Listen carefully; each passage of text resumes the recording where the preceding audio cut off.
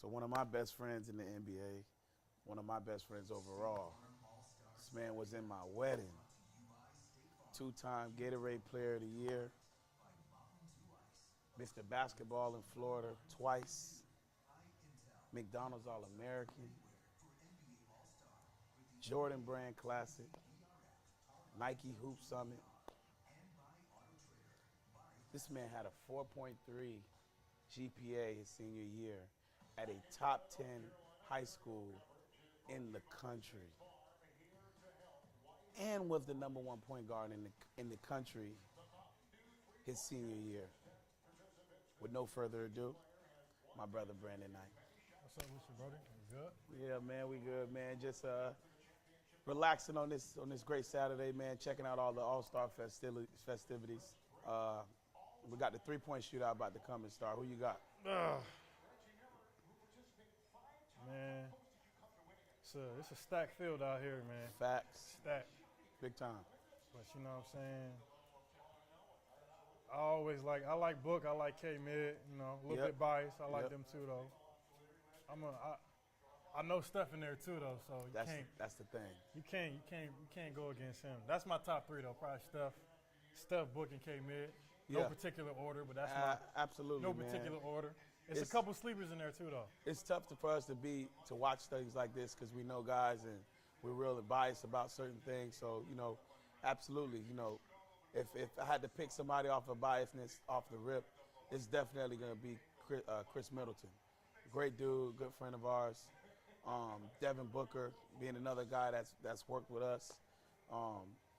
You know, and then also we can't bet against the best shooter in the world. You know what I mean? It's tough to. Man, my dog Book finna run that down, dog. Man, I don't know, man. It's dog tough. Book got a different mindset. Listen, man. I love it.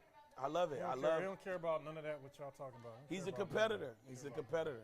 I hate how they highlighting this right here. It's like they just putting pressure on other guys right off the back. His dad won it.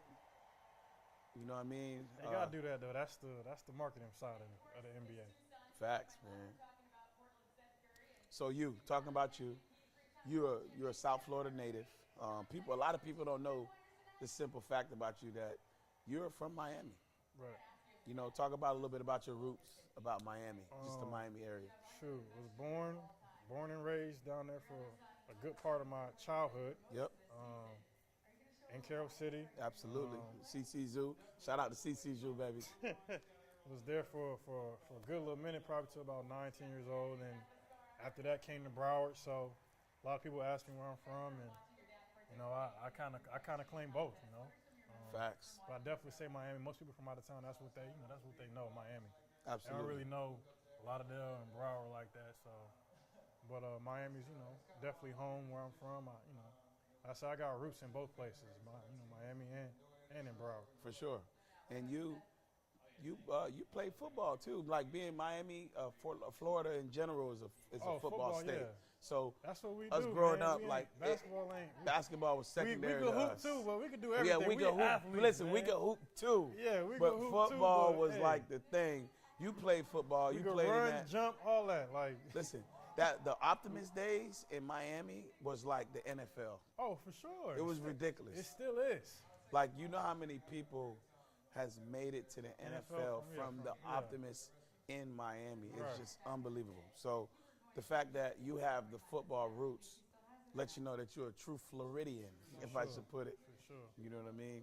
But yeah, started that at 4 years old. We playing throw it up tackle at 2 years old. Man, in the street. Throw up tackle, block football. We used to do that. So I lived in Miami Gardens. I lived off of 47, right? So what we used to do, I hate that I call it Miami Gardens. It's really Carroll City, guys. Sorry about that. Yeah, but you know, that's why I laugh. yeah, man. it's Carroll City. About. You know what I mean. But we used to go block from block, like guys like Ethnic Sands, man. Like J-Boy, that's my guy, man. Grew up around him. We used to just go block to block playing, block football. And like, what are some of the NFL players that you might have came in contact with throughout your Optimist days? Oh, a couple, man. A couple guys. I think you played with Stedman. Yeah, I played with Stedman Bailey. Stedman he was Bailey probably from the fastest Nimrod. dude I ever came in contact with. For sure. But he was probably the main dude that you know, that definitely that I say I came in contact with that made it. A couple other guys, but he definitely probably the highlight for sure. Yeah. Went to West Virginia. Yep. You know, big time athlete down here. Got major love down here. So. Yeah, absolutely, man. He played at Miramar High School. Yeah. Like you said, man, had an amazing career. Geno Smith was over there, the quarterback at the time with him. Yeah. Another Florida guy. Yeah. Made it to the NFL, man. So, you know, it was just tough, man. So what made you transition to basketball, like it up being a football state? Because I know for me, you know, being a football state, we were just like, listen, it's either NFL or nothing. Right. So, you know, I could talk about my transition, but, you know, what was your transition to the game of basketball? I think because I started off, football was my first love, you know. So I played that at 4 years old, 4 years old, with pads on. We put pads on at 4 years old. So I think, hold on. This is crazy right here. Not to cut you off, but we're watching Dale Curry right now still shoot that ball against Ray Allen, who's probably going to smoke him. Nah, Ray ain't made a shot right now. Oh, they going rack for – they trying to see what their total going to be together, I think. Wow. Ray Allen Dang, Ray ain't make one. Ray out here shitting on the money. Okay, Glenn on one. Boom. Come on, G-Money. Do it for the Miami Pro League. Shout out to the Miami Pro, man. Glenn Rice being the Miami Pro, still getting buckets. Still getting buckets. Oh, there you go. Woo! Split. Oh! Daryl Curry. Boy, them boys ain't shooting 5 years, man. 30. Boy, them boys ain't shooting 5 years. They came right out there. Listen to the interview if he huffing and puffing. He look like he in good shape right now, too. So, pretty much, we talked about a little bit in the intro. I said 4.3 GPA. That is unheard of. You've been brought up in the hood, like you say. You lived in Miami. That's most of how we've been all brought up at the end of the day, to have that mentality of the survival of the fittest, right? What was your angle with education? Why were you so serious about school? How did that come about? Like, I know, shoot, if I didn't have it right once I got home and get that head beat in. Ooh wee. It wasn't about me. Pops wasn't playing about that. I still got them flashes. For sure, dog. You know what I'm saying? So I think, that's really just from my parents, you know. Not saying that education wasn't important to me, but, you know, my parents, they wasn't accepting anything less than, you know, than excellent. So Facts. That's what I had to be. I had to be held to that standard, you know what I'm saying? My dad knew I had the smart. So, I mean, for me, you know, I think we all have common sense. You know, we all smart people. We all, you know, got a good, you know, baseline for just, you know, like I said, just knowing things, you know what I'm saying? Just having good sense. 100%. So I feel like a lot of it is just the effort. 100%. You know, effort, putting effort into learning what's going on and not really caring, you know, that people try to make being dumb cool. Like, that's not cool. Yeah, like, man. Like, you know, like I cool promise you that's when we grew up, it was just like, what happened is people deflect. They deflect from having their issues in the classroom, and they use that to say, hey, I'm going to act out. I'm going to be the class clown since I can't read, instead of just saying, hey, I can't read, but you know what? I'm going to figure out a way to become a good reader. Told you this man was a sleeper, dog. Stop. So who's that, Joe Harris? Yeah. Talking about, man. What'd you say? What get tight? Listen, exactly. It's cojones. Nah.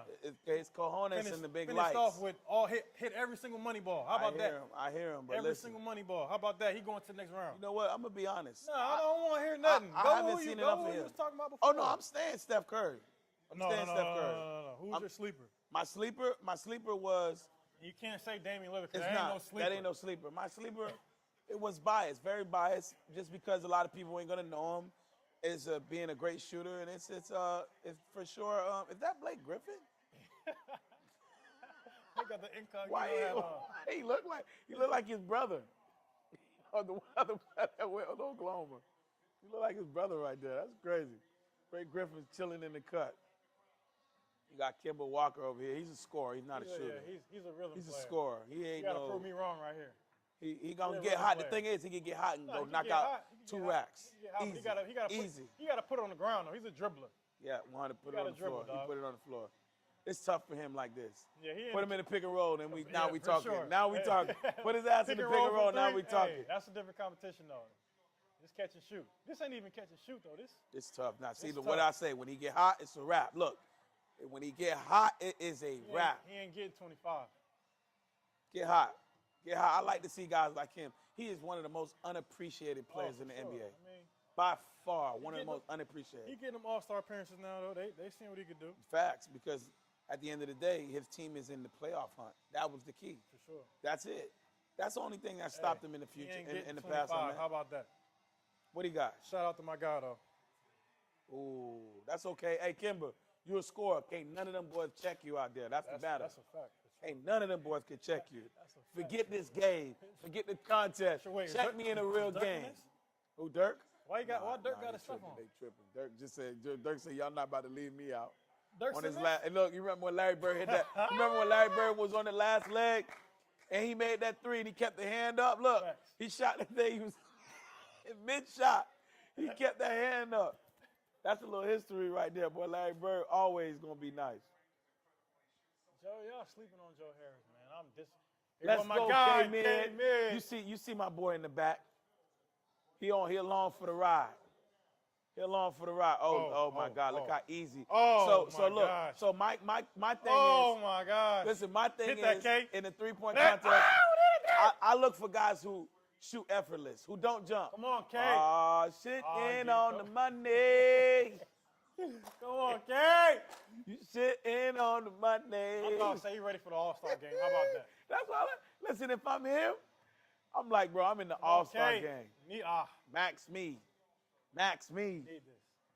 Come on, K-Man. I need at least 17 from you. We getting 20. We're gonna get a 20 ball. I need got to be more careful. That's Come on, okay. K. Don't be with us. Nah, he ain't with us. He in Charlotte. Oh shit. Don't be with us, K-Man. Hey, K-Man. There you go. He's shooting too fast. He gonna finish with 8 seconds left. Yeah. You wildin'. You ain't gotta shoot that fast. Hey, K-Man, come on down here to Miami. Get this work in when you're done, man. Damian Lillard, as he's watching him, we watching him shoot. One of the most effortless shooters in the NBA. And he shot that off one leg. Look, that's ridiculous.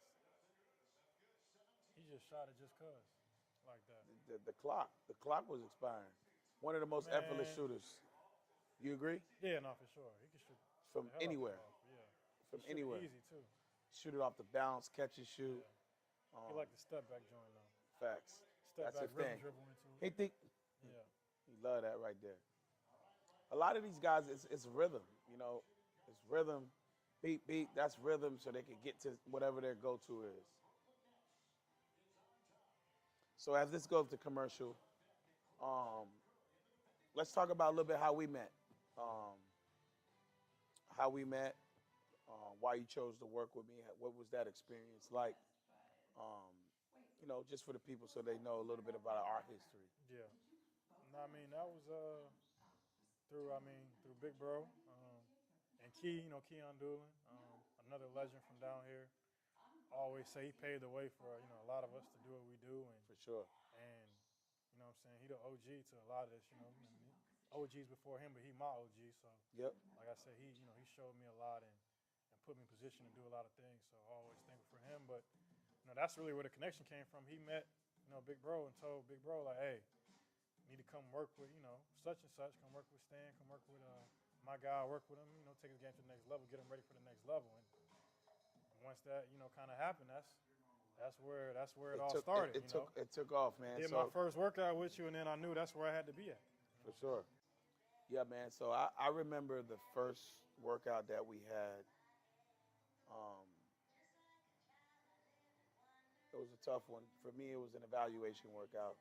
Able to see your pros, your cons, things that you're good at, things that you're not good at. Was Roach at our first workout? I'm not even sure, bro. I don't think he was at the first one. That wasn't. I don't think that was right off the bat. No. I think that was later on. Still early on. Very early on. So Roach was somebody I played with in high school. He's one of the best players to ever come out of Cooper City. He was an international player at the time, one of the best.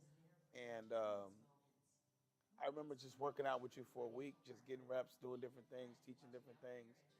And, at the end of the week, we're just like, hey, maybe you could play against a professional that could possibly give you a measuring stick of where you need to be, where you need to get better. You were in 10th grade at the time, so you're a young man. He was already a professional, But me, and I'm like, man, it's an overseas player, man. I'll be fine. exactly. You was ready to take on the task and bust his ass. You was ready for it. The thing about it, I put him in front of you because I know he was very, very good. Things didn't go the way you wanted it to go. No. Okay, things didn't go the way you wanted it to go. You guys went, back and forth for a little bit. For the most part, though, he big brothered you a little bit. Man, back and forth. Man tried to kill me, dog. Tried to make a point. That's what he tried to do, dog. He did because I hyped you up. I was like, bro, this young kid, that was man. adult on child abuse, bro. That was a great listen. But I mean, it helped me though. For sure. But this man going bulldog right left. I'm pulling on his tank top. He dunking that shit anyway. I'm like, come on, man. It was crazy, man. It was crazy, but it was a great learning tool for you. And then it was a great learning tool for me because I was able to go back in the lab and say, hey, this is what we got to work on. Yeah. I'm able to see you in action. This is what we got to work on. So by us getting back in the gym, I think we worked for like another 3 weeks. Then we called Roach to come back at the end of the summer. It was punish time after that. We made him come back at the end of the summer before it was time. He's at his best. This is before he got to go overseas. For sure. He is at his best. He's at his sharpest. He was better than the first time he played. But we got in the gym for about 3 weeks, working on all the weaknesses that we needed to work on, strengthening all the great things about you, and it was a massacre. Oh. That right there, that moment when you killed him, first of all, he had no control over what was going on. It was almost like he was ghost riding a whip. Right. He had no control over what was going on. Right. You annihilated him. I was seeing red, though. You gotta think about this, man. Last time I played this, man, he dunking with the left, dunking with the right. You know what I'm saying? He just steady dunking on me. So when I'm playing him this next time, all I'm seeing is red. I'm not letting you, you're not. I'm trying to kill you now. Facts. I'm trying to kill you now. I'm seeing blood. That's all I'm seeing. Facts. So that's all I'm thinking right now. It was the biggest,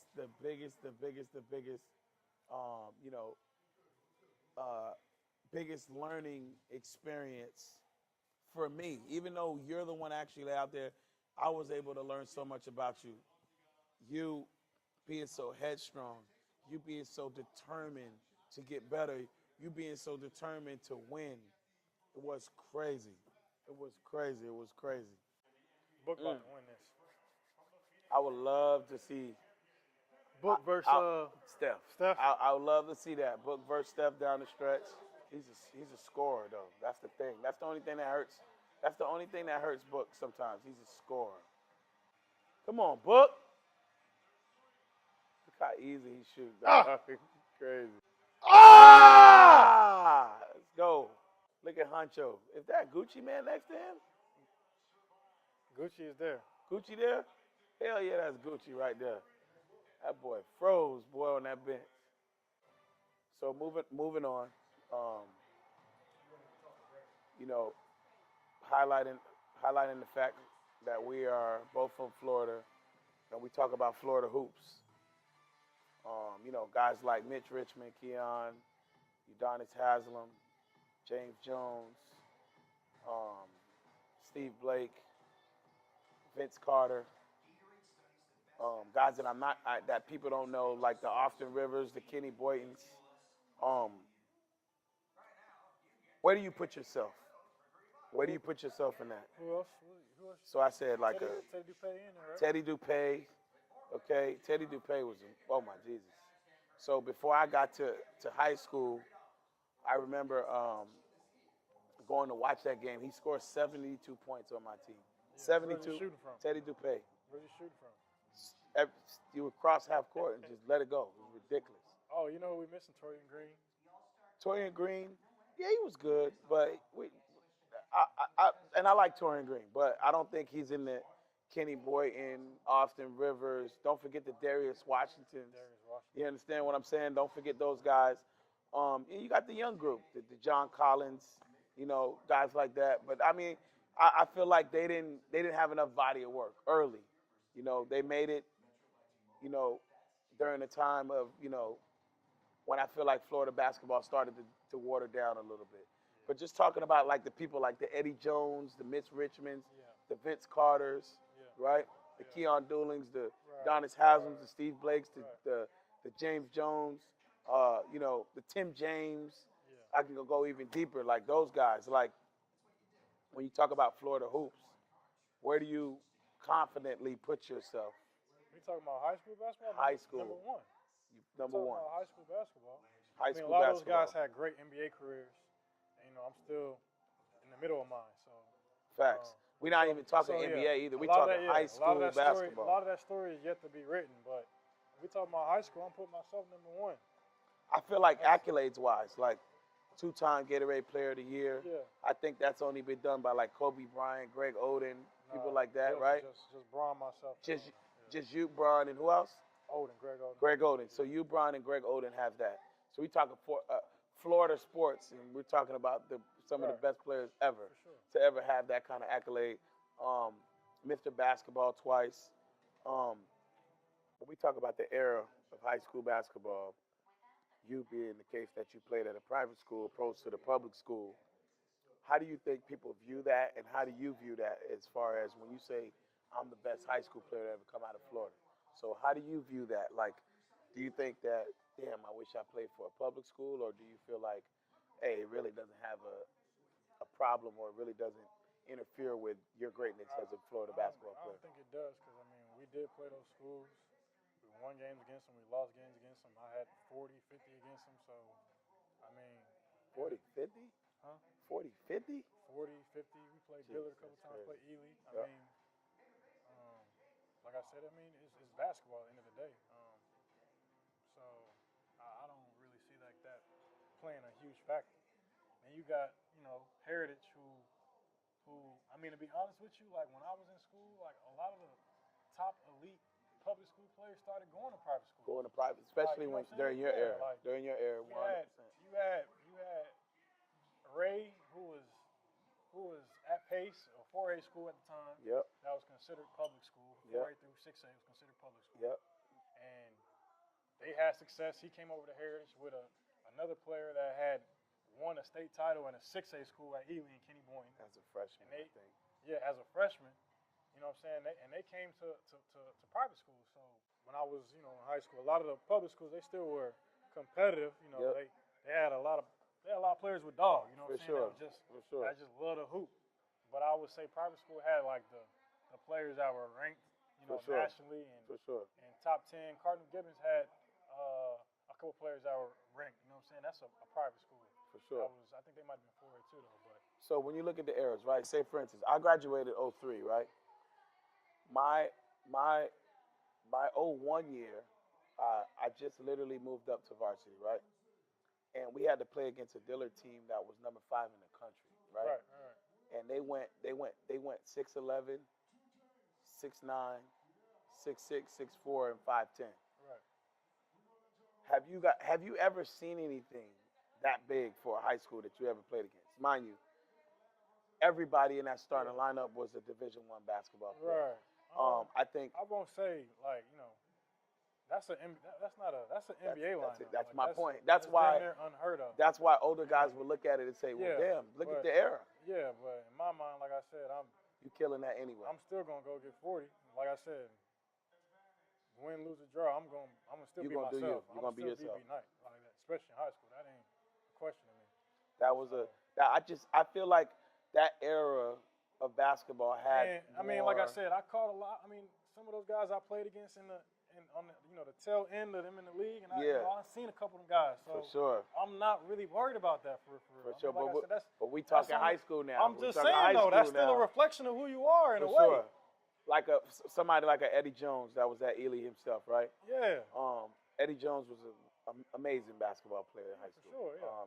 Mitch Richmond, amazing basketball player in high school.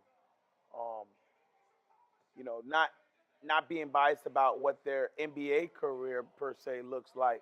When you look at high school pound for pound, you gotta mention people like Kenny Boynton who have not even made the NBA. Yeah. Who I feel like between when I say the new era, you, Kenny Boynton, I can pull you guys, and Austin Rivers, I can add him to that. For sure. I'll pull you guys, put you in the era of my era and a little bit before me, and I feel like you guys would have might had a success. But imagine like a Keon Dooling picking you guys up full court, athletic, 6'3", super athletic.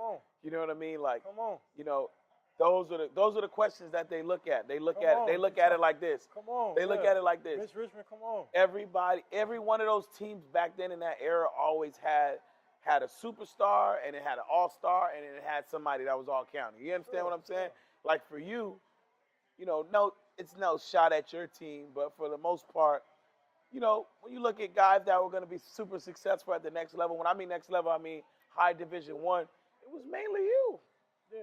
So it'll be tough. It would have been tough playing against those Dillard teams when you have to match up against 4 or 5 other Division I athletes on the floor at the same time. Do you think it would have took a hit at your statistics at all, competitively wise, like playing you just against said, a if team? it's just me, I'm getting all the shots anyway. So statistically, nah, it might not be good basketball, but no, it ain't gonna take no hit. Facts. I agree. Listen, I'm riding with you. I done seen a lot of high school basketball played. Your killer instinct, your mentality, your work ethic. It still ain't 5-on-1. All 5 people can't guard me at one time. For sure. I feel like all of that will translate to the era then and the era now at the end of the day. Yeah. When you look at it. And you coming out and saying that you feel like you're the best high school basketball player to ever come out of Florida, I think it's to anybody that's came before you, they can look at it and say, you know what? Statistically, his dog, and like I said, statistically, him being a dog, it's definitely an argument to anybody that want to come to the table. It ain't nobody like, hey, ain't gonna be no way. Not, you know what I'm saying? Which is fine. Everybody can have their opinions and their discussions. The old heads could feel how they gonna feel, and I'm sure when I get a little bit older, I'm gonna feel how I feel about some young kids that they're gonna be talking about. But for sure, that's not gonna change my perception on how I feel about what I did. You know what I'm saying? Facts. Mr. Basketball twice. That's it is what it is. Mr. Basketball, and that what I hate about eras too, when they talk about greatest players ever. Like at the end of the day, Michael Jordan can't play in this era, so don't talk to me about that era.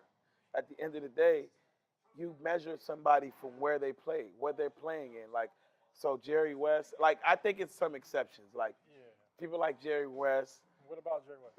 Like I feel like. What you feel like? I feel like he would get cooked in any era that's after him. Like at the end of the day, they got him as the logo. They got him as this. The game has changed. It's certain asterisks where it's like, you know what? I don't feel like he's going to translate to that. I think he would translate, but it's just how much of his game translates to this era. It's tough. Imagine him guarding D Wade or Devin Booker or something like that. It's tough. Or even you know what I mean? I could even go down like, you know what I mean? Like I imagine him guarding one of those guys. But it's still respect to those guys because they played in that era, and you got to respect them. What do you grade yourself? A being the highest, F being the worst of your career so far. How do you feel about your career? How happy you are about your career?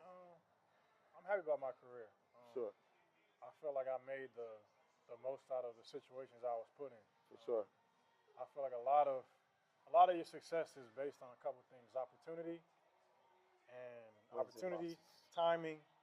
Like it's so many things that go into being a successful player. For sure. So based on the opportunity, where I was at, when I was in certain situations, who I was playing with, what the teams wanted for that situation, I'm happy with how my career has went. I don't have any regrets.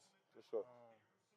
Like I said, I plan to play in this league a long time. You never know how the ball's going to fall, but I think I'm going to play a long time, so I feel like I got a lot more to go.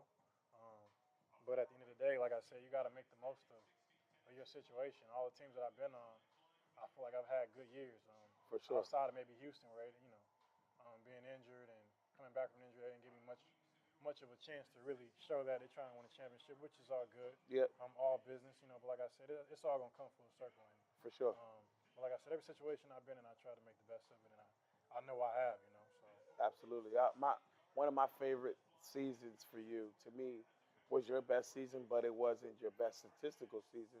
But I think it was your best impactful season was the last year in Milwaukee. Yeah, so for sure.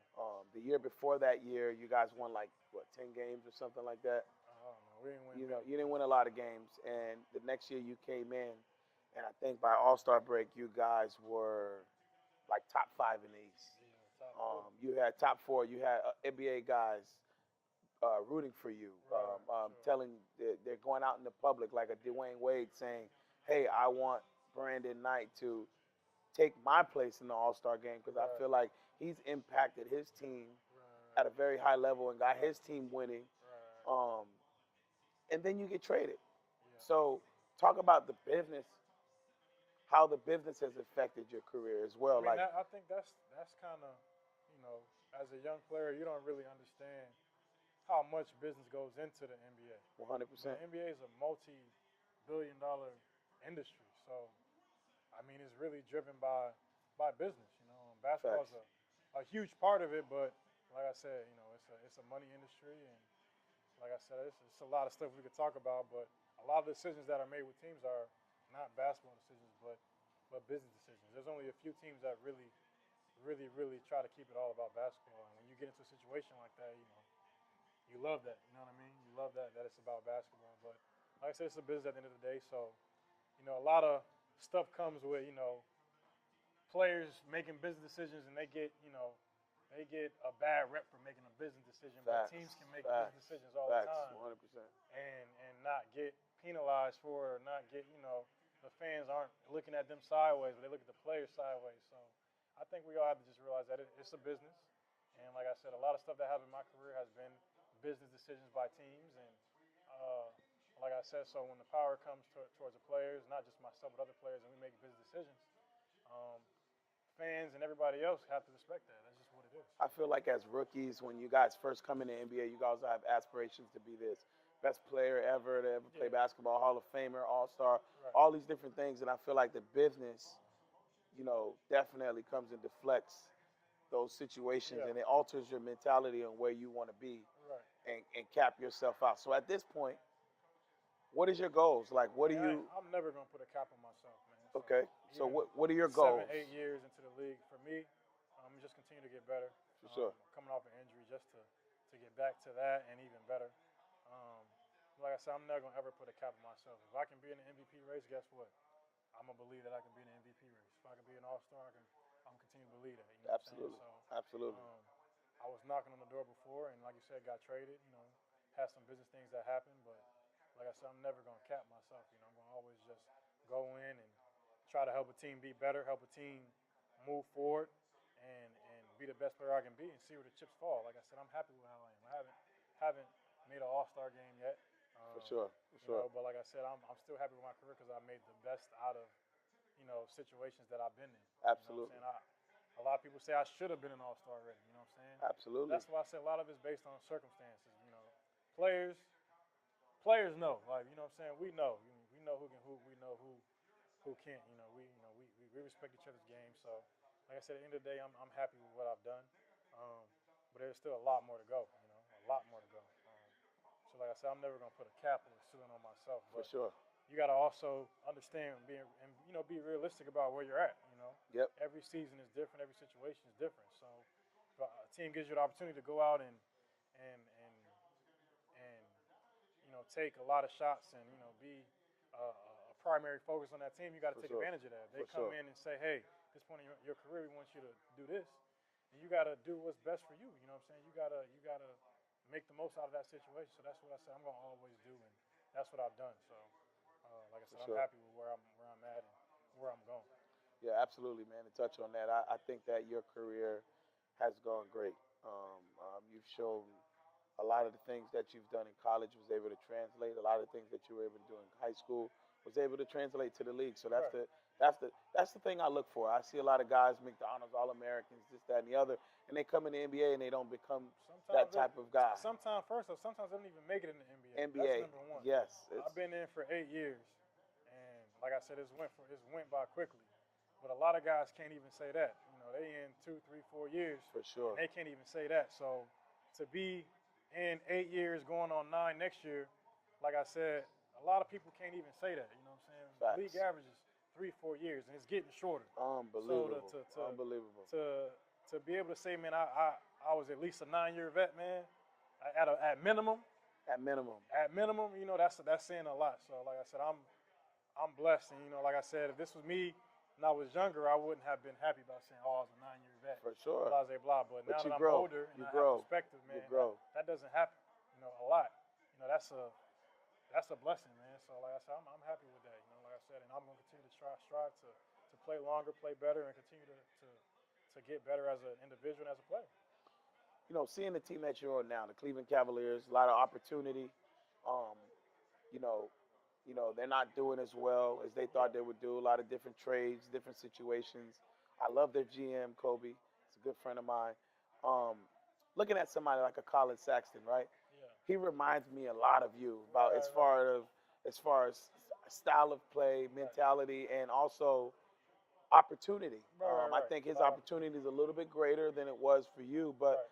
you know, you being somebody that's been in the league that's similar to him when he was in his position, what are some words that you think that as you become more, comfortable with him as far as mentorship, what are some things that you think that you would tell Yeah, him? I mean, just really just to be patient. Be patient. Some of those things you're not gonna learn overnight. Absolutely. Like some of that stuff I didn't get to. I had years in the league, and it's still stuff that I'm learning. You know what I'm saying? For sure.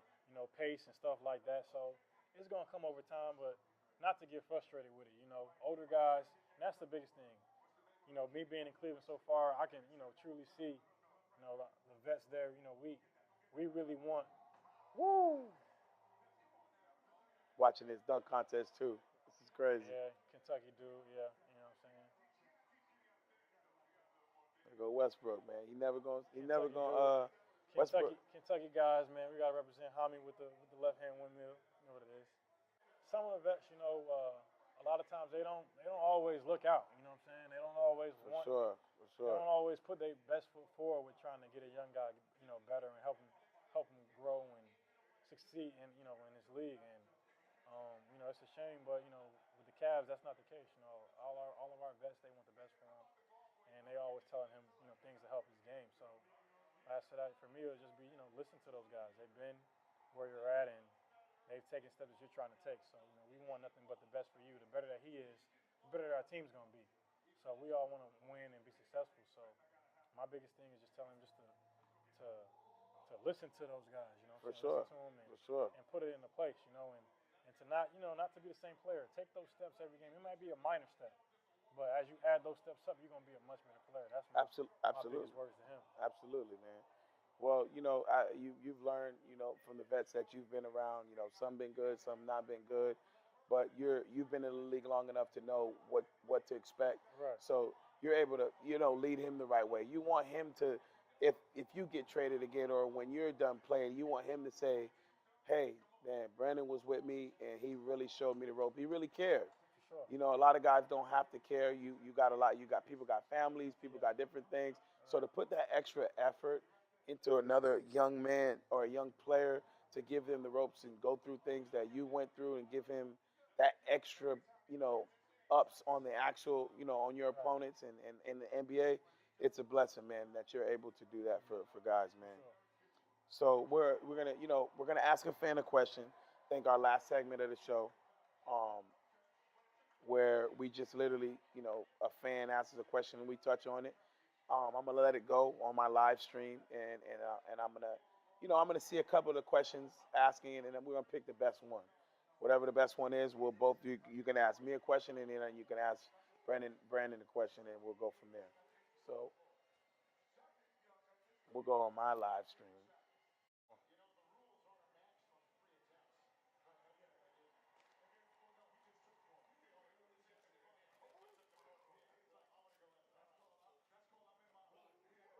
How you spin it, Jaden? Can you back up, please? Over there. Now, be nice in here with me. Can I say what's up, man? What up, bro? You all right? All right, so we're about to go live now. We're going live, so we're gonna let it build up for a little bit. Um, you can ask either me or B Night a question right now. We got the live podcast going on, so Austin's going. You're gonna read us some of the questions that's coming in. You can have the camera that's on us. You can spin it around so it's still on us, and Just you can read some of the questions. Ask us anything. We're doing a live podcast now. Anything that you guys want to know about his career, about mine, or anything. It can be anything. How do you become great? Do you if that ask that person, is that a me question or is that a him question? Like I don't know. You gotta specifically. You asking me or you asking Brandon? Want us to both answer? I'll let Brandon answer it first. I mean, for me, I think it's mindset number one. Um, and then once you have a mindset that you want to be great, I think number two is taking the steps, and that's putting the work in. A lot of people talk about wanting to be great, but don't really want to put the time it takes into to doing that. Whether that be getting stronger, getting quicker or faster, becoming an elite shooter, elite ball handler, like whatever it is, whatever skill you need to perfect your craft, working at it every day or almost every day. And I think a lot of people, they say they want to do that, but they don't really put the time and effort into that. So Sure. I think it's two things: persistence and mindset. Once you have those two things, and you have that just determination, I think that's what you'll get that greatness that you're talking about. Absolutely. Just touching on the mindset, um, falling in love with the process of getting better. Um, it shouldn't be pulling teeth to go get extra shots up or go get stronger. You got to fall in love with the part of the process of getting better. I feel like a lot of That's a people, 50 for sure. a lot of people don't fall in love with the process of getting better. So to me, when he talks about mindset, being a student of the game, not just playing the game, understanding the game, understanding how to play the game, all of that is a factor in your overall outcome to basketball. So just touching on a lot of things that he said, man, being great, falling in love with that process of getting better, getting the extra shots up, doing different things. Got another good one? Uh, I think the biggest thing, the city, the fans are great. Number one, they're behind the team, win, lose, or draw. So I think that's super cool to me, super dope, super important. Yep. An organization, they won a championship, so they know what it takes to be successful. They know what it takes to be elite. So I think that's also great to be a part of that history and trying to get back to that. I think that's cool as well. All right, perfect, man. Be nice, man. I appreciate you. Appreciate you, my man. Man, Always thank you, love, man. man. Yeah, you already know. So we wrap up our first episode, man. We're gonna keep this going. Um, and that's it, man. I appreciate you. You guys tuning in. See you on the flip side.